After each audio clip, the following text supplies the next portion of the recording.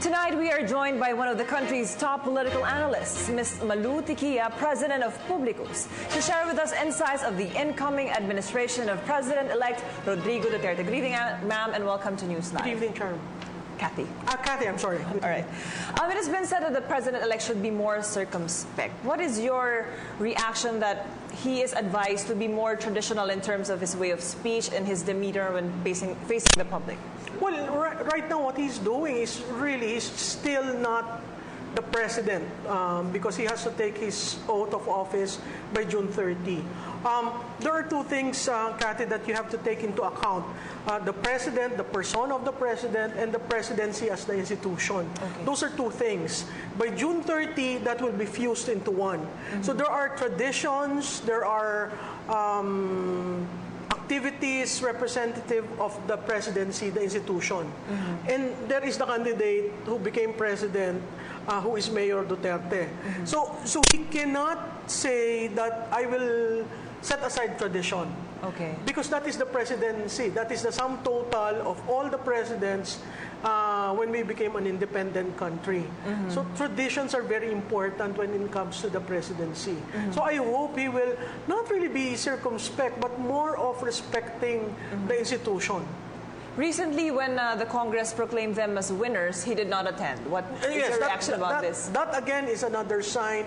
Well, some people were saying that is really how he is. Mm-hmm. But you will have to contend with the fact that proclamation is often done, and that is a constitutional mandate, and that Congress has to proclaim them. It's unfortunate that he decided not to attend because that is symbolical of our democracy. And there are certain things that in our democracy you just cannot set aside. So one of which is the proclamation. But I guess he justified it as saying that he has been being proclaimed as a mayor and he has not attended those proclamations. This is different.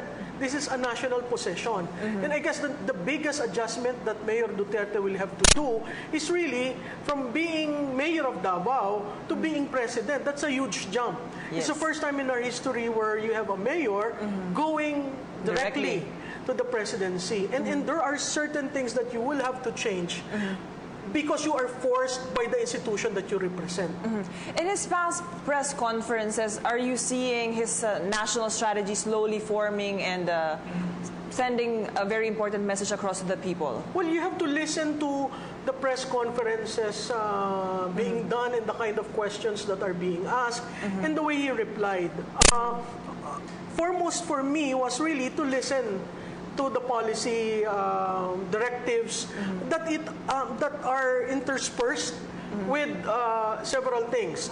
It's not your traditional press conference where the media gets to ask him policy questions. Now, because it is so unstructured, the tendency is really for him to discuss other things which are not policy related, which are not programmatic, and then he gets to, I guess, try to test the metes and bounds of a presidential press conference. Again, you will have to adjust. He is a mayor who has not been doing so much press conferences in Davao. And here he is facing all the media organizations, online and traditional, and he has to make a case for his program.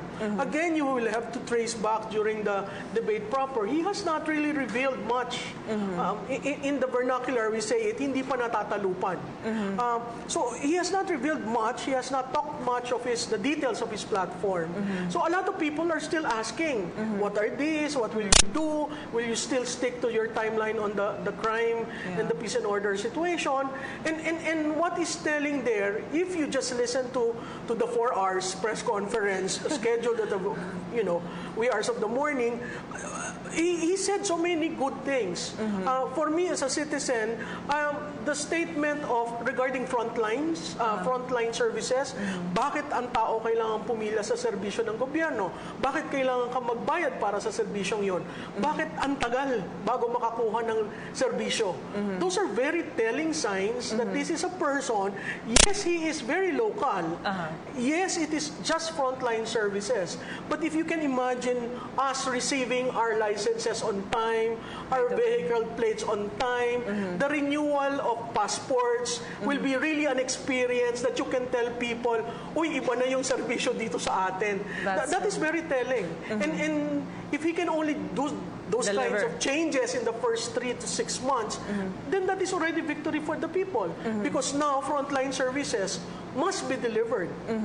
And speaking of media, do you think that the President-elect is misquoted or taken out of context when he says those comments about media killings, for example, and justification? Or is he simply being misunderstood? And where do you draw the line of him saying serious things and when he's joking? Well, you have to understand the interplay between media and the president or the presidency is such that every word that the leader says is important.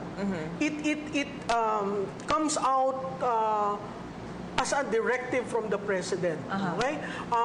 So when you are asked questions, then necessarily you will have to respond in a presidential manner. But when you are asked stupid questions, the leader can also, in so many ways, Mayor Duterte was saying, that kind of question, I will answer it this way. And if it is a very unstructured press conference, talagang free for all yan. But he did, for example, say that when he said that he was going to give a 5-minute speech when he assumes office, he said that was, of course, preposterous, but a lot of people took it as a serious answer. Yeah. So some people are saying, do we need to interpret him? First, we really do not know him. We have to spend time to study him. Even utterances have to be measured and have to be contextualized. Doon sa 5-minute, when he says, oh, I'm just going to deliver a 5-minute speech, wouldn't that be good? Because then you cut all the political, yes, and spins that come in a way when you say such. But inaugural speeches are very important.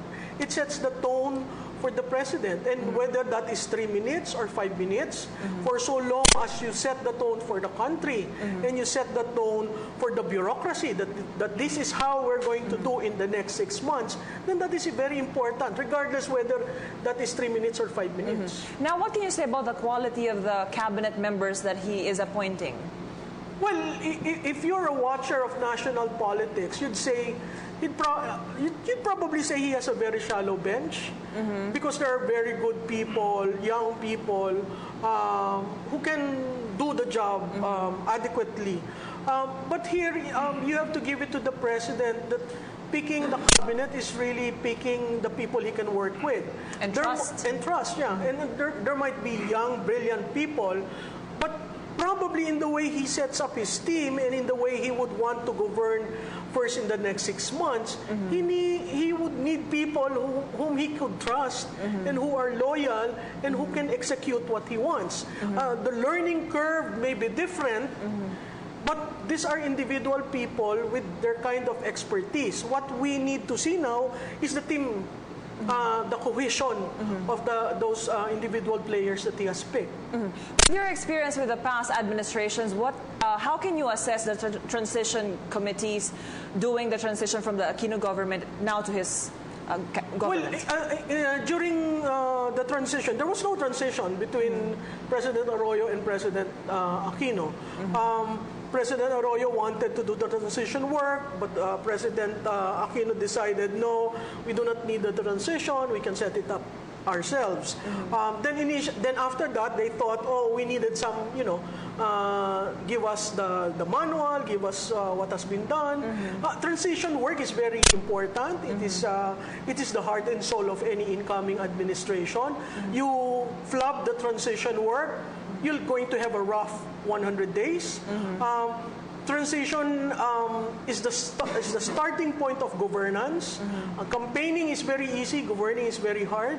So you need to have a transition team different from your governing team. The problem with this administration, the incoming administration, is that the transition team is composed of people from the campaign, and then they were named as cabinet members. Okay. So technically, they probably shortcut the process. There is now the cabinet, and there is no transition team. So the cabinet now handles all this transition work. Unlike before, there is a transition team. The transition teams try to manage and understand what has been done, what needs to be done, and where we're going, and then transfer this to the full cabinet. Agency reviews of every department is very important. So you really have to have a learning curve that is high in order to jumpstart the process. It has been a practice also in the past for members of the Congress, for example, to jump ship in terms of their alliances with their parties. But now we see that a lot of people are doing that. But isn't it also important for members of the Liberal Party to stay with their party? Because the Vice President, after all, is VP Lenny Robredo, who is part of the Liberal Party. That's a good question. We see the transfer of so many parties into a monolith or a coalition. That started from your KBL to LDP to Lakas to Kampi to the Liberal Party. Now we're seeing that a small party like PDP Laban, originated in Mindanao, has been quiet throughout the years.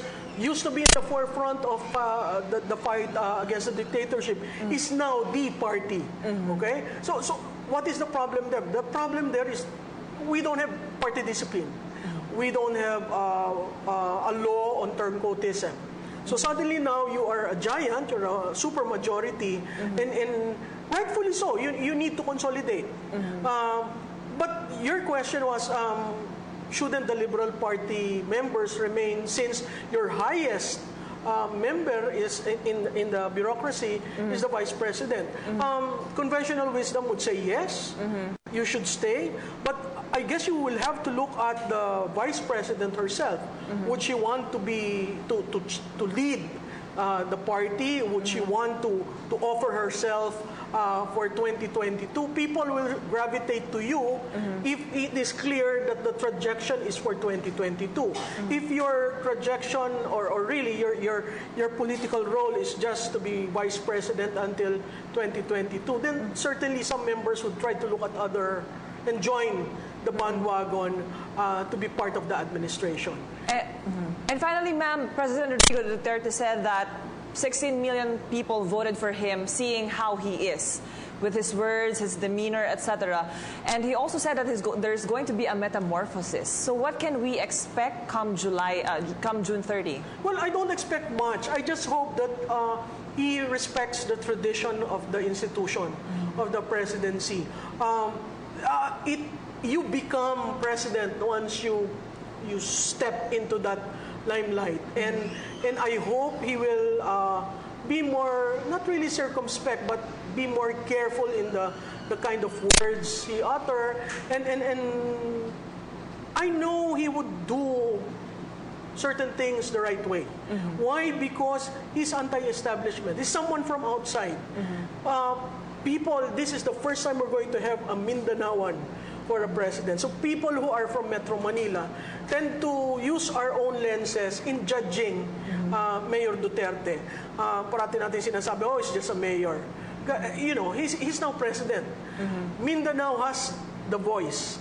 Mindanao has a place in this administration. And it assures them, really, that Mindanao will be the focus. So, to a certain degree, those who are from Metro Manila who voted for Mayor Duterte will have to adjust to, give him some slack, probably in the next 100 or the next until December. And he'll probably get into the way he wants the presidency defined. Just respect traditions. And on that note, thank you very much, Ms. Malou Tiquia, President of Publicos. Thank you. Thank you, sir.